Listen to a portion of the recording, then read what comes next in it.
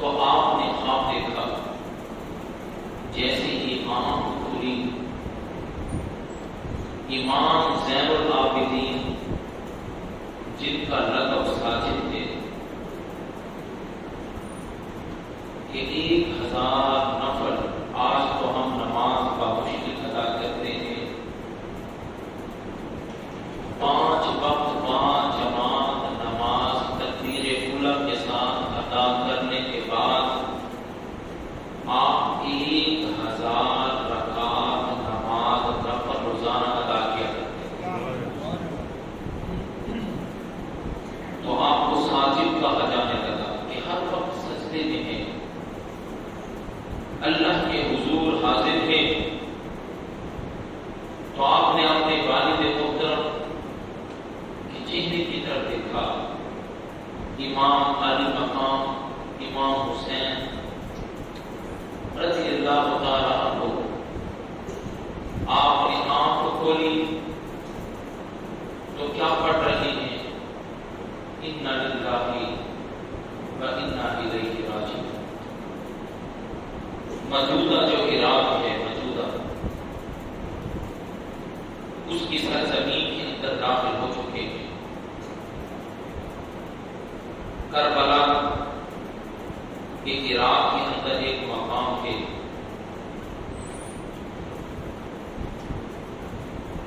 تو امام زین العابدین نے سوال کیا کہ ابا حضور، مجھے لگتا ہے کہ آپ نے خواب دیکھا ہے،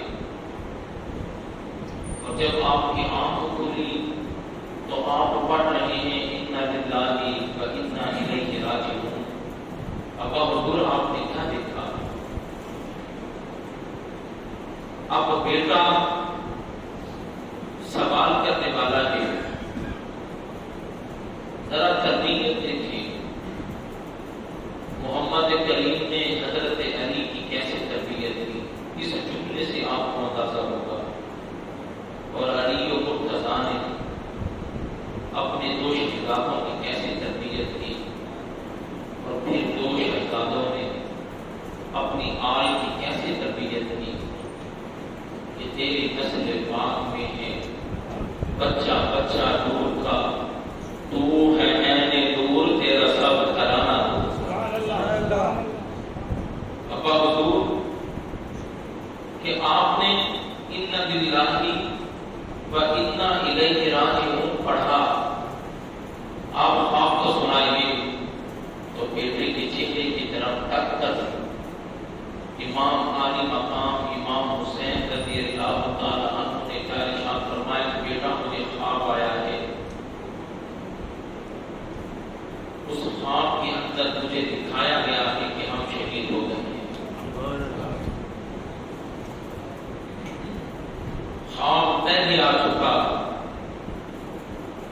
ابھی کربلا کی زمین تک پہنچے ہی نہیں، رب نے پہلے دکھا دیا اس صبر، اس استقامت، اس جرت، اس بہادری کہ تیری اور میری بات ہو کہ چند دنوں کے بعد، لمحوں کے بعد ہم نے اس دنیا سے جانا ہے، تو اس وقت کیفیت اپنی پوچھیے، یہ تو اوروں کی بات ہے۔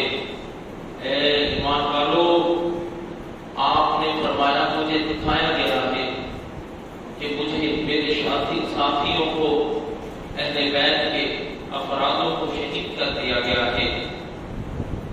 امام زین العابدین نے سوال کیا، ابا حضور کیا ہم حق پر ہیں یا باطل پر ہیں؟ آپ یہ سوال کا مجھے جواب دیں۔ ہمیں جو شہید کر دیا جائے گا، ہمارے رفقا کو جو شہید کر دیا جائے گا، کیا وہ باطل پر ہوں گے یا حق پر ہوں گے؟ آپ نے مسکرا کر جواب دیا کہ ہم تو حق پر ہیں اور حق کا ساتھ دینے والے ہیں۔ تمہیں خبر نہیں ہے کہ پھوپھی اور بھتیجے میں امتیاز ختم ہو گیا، یزید نے ان کا نکاح جائز قرار دے دیا، بہن اور بھائی میں فرق ختم کر دیا گیا، اس کے نکاح کو اس نے جائز قرار دے دیا۔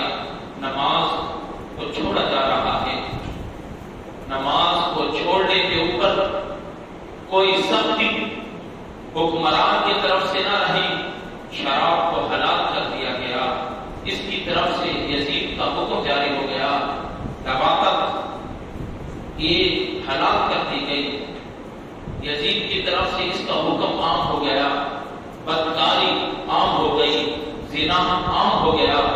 اے میرے بیٹے، ہم تو حق کا ساتھ دینے والے ہیں۔ اب یہاں جملہ امام زین العابدین کا سنیے، ابا کے چہرے پر دیکھ کر تیرے میرے امام، وہ صادق امام، وہ زین العابدین نے کیا کہا؟ اے ابا حضور، حق پر ہے نا، اگر جان جاتی ہے جاتی رہے، اللہ ہماری شہادت کو قبول فرما لے۔ ارے اس وقت امام زین العابدین کی عمر ایک روایت کے مطابق 20 یا 22 سال ہے۔ آج 20 یا 22 سال کے نوجوان کو بٹھا کر اس کو اگلا راستہ دکھا کر کہ یہ ہونے والا ہے، اور پھر ان کے الفاظ سنیے اور خوف اس کے چہرے پر دیکھیے اور لرزہ جو طاری اس کے جسم پر ہوگا وہ دیکھیے۔ اے ایمان والو، امام زین العابدین کو پتہ ہے کہ چند دنوں کے بعد سارے شہید ہو جائیں گے، حتیٰ کہ جو باپ سامنے ہے وہ بھی شہید کر دیا جائے گا۔ فرمایا بس حق کے اوپر رہے، چاہے جان جاتی ہے جانے چلی جائے، ہمیں جان کی پرواہ نہیں، ہمیں مصطفیٰ کے دین کی پرواہ ہے۔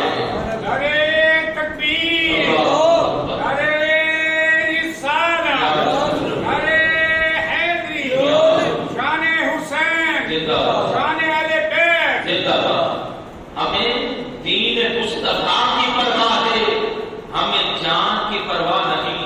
اے ایمان والو، یہ تربیت امام حسین پاک رضی اللہ تعالی عنہ نے اپنے فرزند کی ہے، اور ایسی تربیت، یہ اشارہ، یہ واقعہ ہمیں بتا رہا ہے کہ اپنی غلاموں کو پروان چڑھانا ہے تو محمد مصطفیٰ کے دین کے عشق میں چڑھائیے، خدا کے دین اسلام میں چڑھائیے۔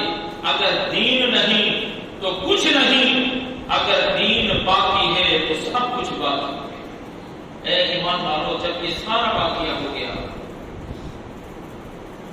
اب دل کانپتا ہے یہ واقعہ بیان کرتے ہوئے کہ جب شہید کر دیا گیا، اس کے بعد 3 سال 7 مہینے 3 سال 7 مہینے یزید کی حکومت رہی۔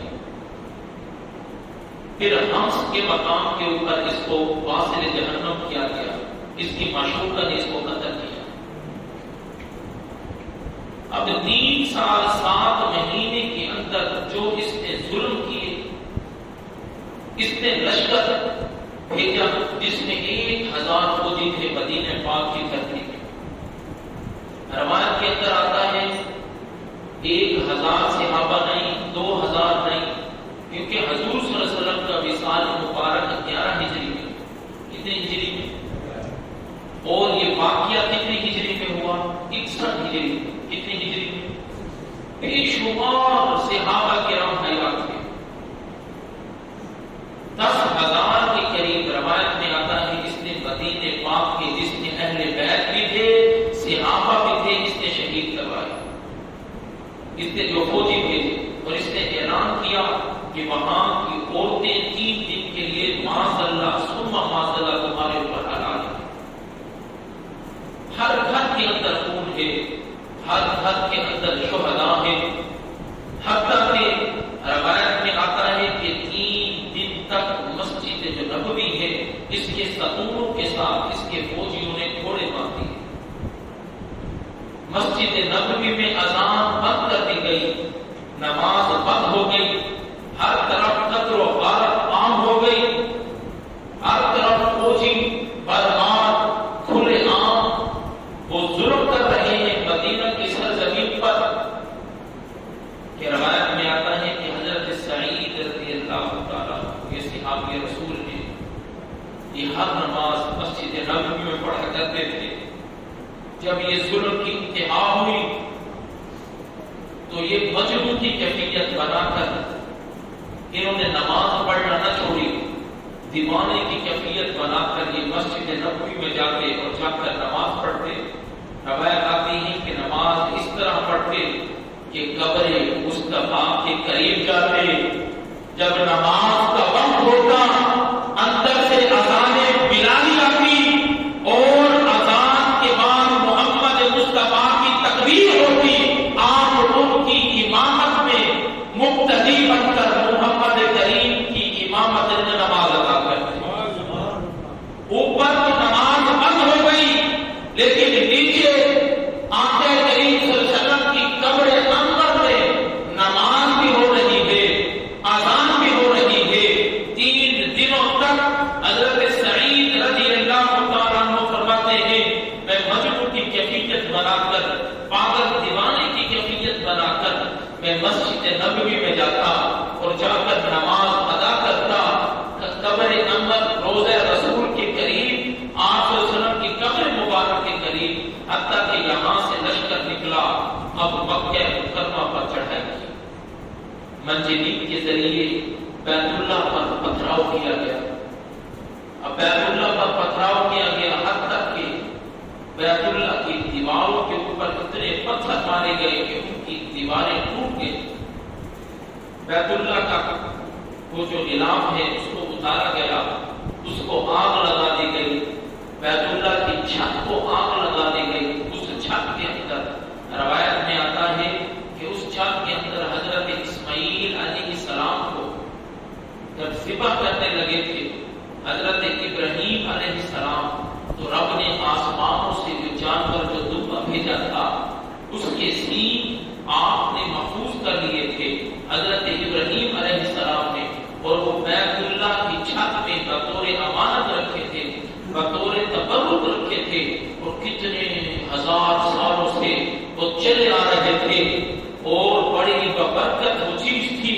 جب آگ لگائی گئی، چھت جلی تو وہ سینگ بھی بیچ میں جل گئے۔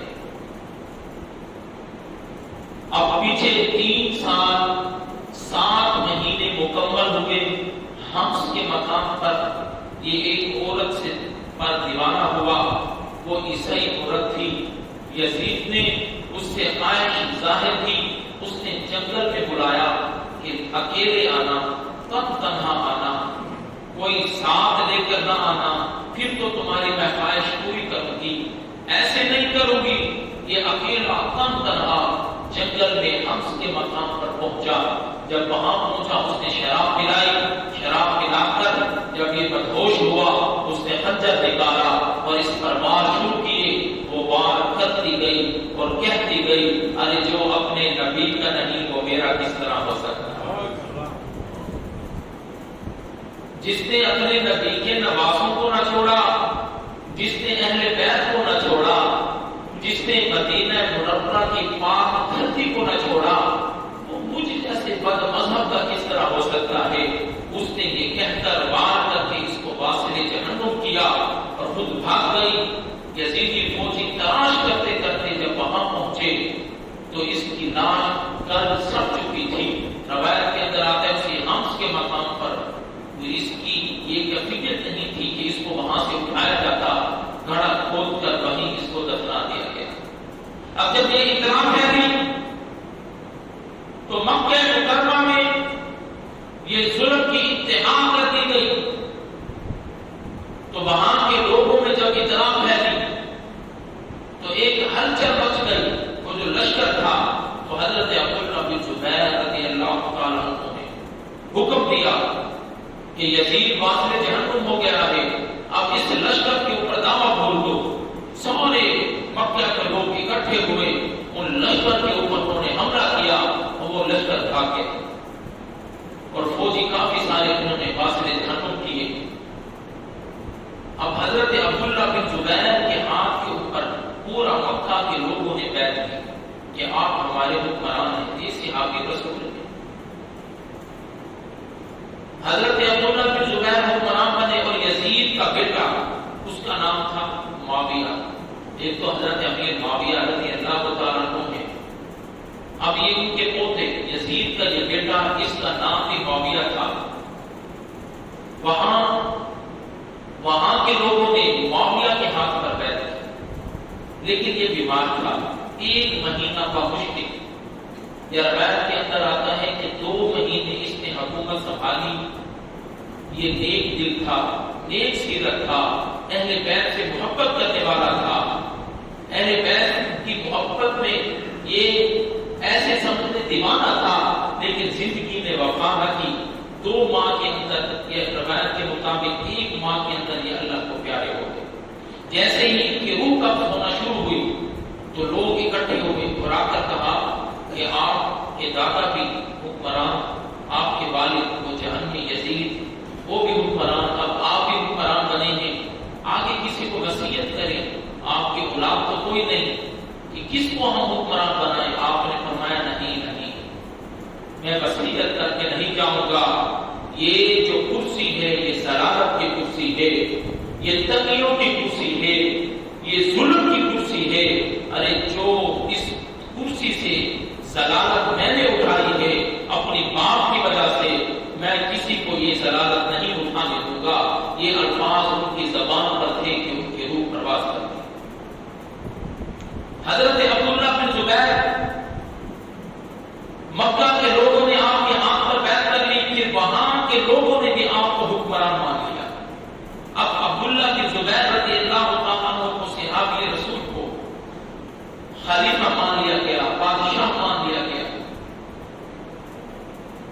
اب اسی دور میں مختار ثقفی، یہ حکمران تو نہیں تھا، اس نے ایک لشکر تیار کیا کہ جن جن لوگوں نے اہل بیت کے اوپر ظلم کیے ہیں میں اس کا بدلہ لوں گا۔ اس نے حضرت امام زین العابدین کو خط لکھا کہ آپ میری سرپرستی کریں، میں آپ کے دشمنوں کا بدلہ لوں گا۔ آپ نے فرمایا ہم دشمنوں سے بدلہ نہیں، ہم تو دشمنوں کو معاف کرنے والے ہیں۔ اب مختار ثقفی نے، روایت کے اندر آتا ہے، لشکر تیار کیا، اور جہاں بھی یزید، اب حکومت تو یزید کی ختم ہو چکی ہے، عبداللہ بن زبیر حکمران بن چکے ہیں، جہاں بھی کوئی یزیدی کوئی نظر آتا کوئی اس کو قتل کر دیتا۔ اس کا لشکر اتنا وسیع ہوا، لوگ بیعت میں اس کے لشکر میں آنا شروع ہوئے کہ یہ محبت اہل بیت میں نکلا ہے، محبت رسول میں نکلا ہے۔ 6000 یزیدیوں کو اس نے بازو کٹوائے، کان کٹوائے، ناک کٹوائے، پاؤں کٹوائے اور پرندوں کے آگے پھینک دیا، ان کے جسموں کو نوچتے رہ گئے۔ لوگ بڑے خوشی سے اس کے لشکر میں داخل ہونا لگ گئے، لیکن اس کے مقاصد کچھ اور تھے۔ اس کا اتنا لشکر وسیع ہو گیا کہ یہ محبت اہل بیت میں نکلا ہے اور دشمنان اہل بیت کو واسطے جہنم کر رہا ہے۔ 6000 لوگوں کو اس نے قتل کروایا، حتیٰ کہ وہ یزیدی در جس نے امام حسین پاک کے سارے مبارک کو نیزے پر کھڑا کر کے اور یزید کی دربار میں لے کر گیا تھا، وہ ڈر کے بھاگا اور مدینے میں آ کر اس نے دروازہ بجایا اور دروازہ بجا کر اس کو امان طلب کی۔ آگے جس نے دروازہ کھولا وہ کوئی اور نہیں، وہ امام زین العابدین تھے۔ آپ نے دروازہ کھولا، اب اس نے پہچان لیا کہ تو میں کس کے گھر آ گیا ہوں، کہا میں بھوکا ہوں، میں پیاسا ہوں۔ آپ نے عطر بٹھایا، خود ہی اس کے ہاتھ دھلوائے، دسترخوان بچھایا، کھانا خود ہی اس کے سامنے رکھا۔ آپ نے فرمایا کھاؤ، اس نے پیٹ بھر کر کھایا۔ آپ نے پانی پیش کیا، پیٹ بھر کر دیا۔ آپ نے فرمایا اور پی لو، اور پیو، پیٹ بھر کر پی لیا۔ جب وہ جانے لگا دروازے پر پہنچا تو واپس پلٹا اور کہا اے زین العابدین، شاید آپ نے مجھے نہیں پہچانا، میں نے آپ کو پہچان لیا ہے۔ آپ مجھے پہچان لیتے تو میرے ساتھ یہ سلوک نہ کرتے، شاید کوئی اور سلوک کرتے۔ آپ نے فرمایا جیسے ہی میں نے دروازہ کھولا تھا میری نگاہ تیرے چہرے پر پڑی تھی، میں نے تجھے پہلی نگاہ میں ہی پہچان لیا تھا۔ آپ روتے بھی جا رہے ہیں اور کہہ بھی رہے ہیں ارے تو وہی ہے جس نے میرے بابا کے سر مبارک کو نیزے پر چڑھایا تھا۔ ارے ہاں تو وہی ہے، مجھے پتا ہے، میں میں نے اپنی آنکھوں سے تجھے دیکھا تھا، لیکن وہ تیرا کردار تھا، یہ اہل بیت کا کردار ہے۔ وہ تیرا کردار تھا، یہ اہل بیت کا کردار ہے۔ اے ایمان والو، آج گھروں کے اندر لڑائیاں ہیں، آج دفتروں کے اندر لڑائیاں ہیں، آج ہر گھر کے اندر پریشانی ہے۔ کوئی زمین کے اوپر لڑ رہا ہے تو کوئی وراثت کے اوپر لڑ رہا ہے، ارے کوئی جائیداد کے اوپر لڑ رہا ہے، کوئی حق طلبی کے اوپر لڑ رہا ہے۔ ارے میرے اماموں نے یہ درس ہمیں نہیں دیا، ارے وہ تو سر کٹوا کر بھی اپنے دشمنوں کے ہاتھ دھلواتے ہیں، دسترخوان پر بیٹھ کر ان کو کھانا کھلاتے ہیں، ان کو سینے سے لگاتے ہیں، ان کو معاف کرتے ہیں، اور ہم ہیں کہ اہل بیت کا نام لینے والے، کہ ہم اہل بیت سے محبت کرنے والے ہیں، اور ہمارا جو کردار ہے وہ یزیدیوں جیسا ہے۔ خدا را رشتوں کو پہچانیے، خدا را گھر کے اندر سے یہ بے چینی ختم کیجیے، ان کو آپس میں پیار و محبت اور الفت سے رہیں، چاہت سے رہیں۔ یہ ہر چیز ادھر رہ جانی ہے، صرف نام یا تو رسول اللہ کا رہے گا یا تو ان کے ماننے والوں کا